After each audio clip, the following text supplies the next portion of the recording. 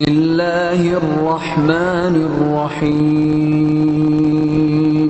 شروع اللہ کے نام سے جو رحمان و رحیم ہے۔ وَلَقَدْ يَسَّرْنَا الْقُرْآنَ لِلذِّكْرِ فَهَلْ مِن مُدَّكِرٍ۔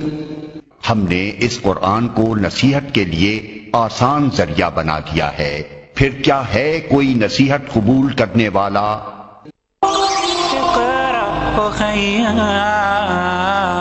ورتل القرآن اصبح بصوتك اسمع الأكوان اقرأ كلام الله داوي نفوسنا لنحس في أعماقنا الإيمان فؤاد كالحجارة قسوة فإذا وعى القرآن حين لانا كم من فؤاد كالحجارة قسوة هذا القرآن يوحدنا لطريق الخير يوجهنا الله تعالى أنزله ورسول الله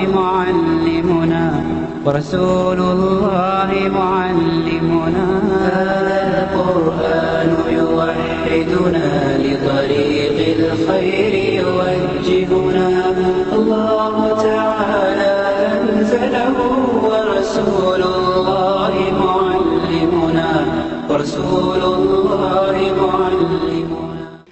ایک آنسر شیٹ کے ساتھ میں ہمیں ایک بہن کا لیٹر آیا ہے جو میں چاہوں گا کہ خاص طور پر آپ لوگوں کے سامنے وہ پڑھ کر سناؤں۔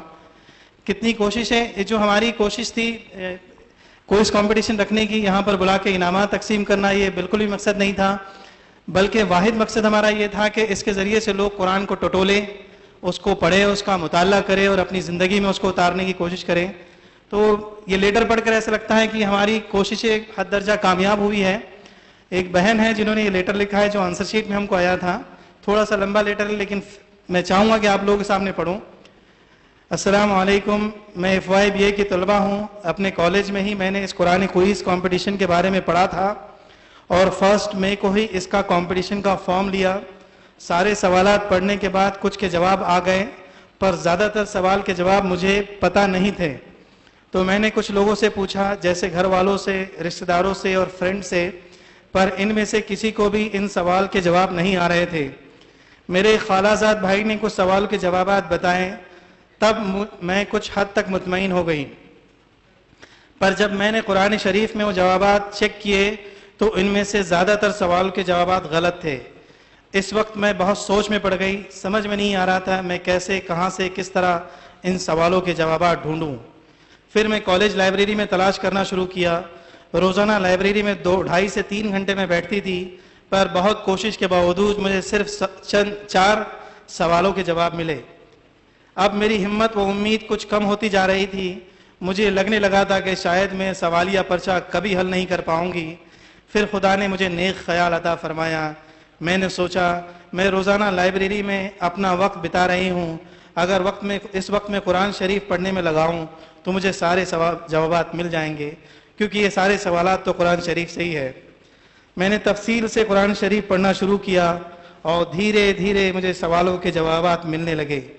میری خوشی میں اضافہ ہوتا گیا، میرے جوابات تلاش کرنے کی چاہ اور بڑھ گئی۔ زیادہ تر وقت قرآن شریف پڑھتے بیٹھتی، جلد سے جلد سارے سوالات کے جوابات تلاش کرنے کی چاہ میں دیر رات تک قرآن شریف پڑھتے بیٹھتی، 3 سے 4 بجے تک، اور ایک بار تو پوری رات جاگ کر قرآن شریف پڑھا، تفصیل سے ترجمہ پڑھا۔ اس طرح مجھے قرآن کوئز کمپٹیشن کے سارے سوالات کے جوابات مل گئے۔